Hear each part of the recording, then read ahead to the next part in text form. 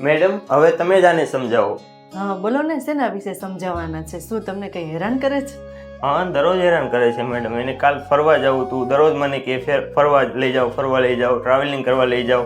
હવે હું સમજાવીને થાકી ગયો છું મેડમ. હવે તમે જ આને કાંઈક સમજાવો ને. અત્યારે એમનો 4th મંથ ચાલુ છે.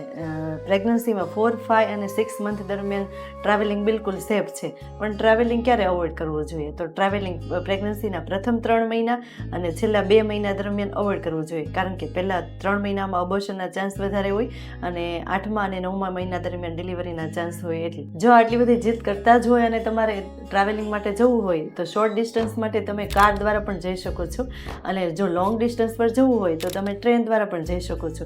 પણ ફ્લાઇટ ટ્રાવેલિંગ બને ત્યાં સુધી અવોઇડ કરવું જોઈએ. પણ જ્યારે પણ તમે ટ્રાવેલિંગ કરો છો ત્યારે તમારે તમારી તબિયતનું ધ્યાન રાખવાનું છે.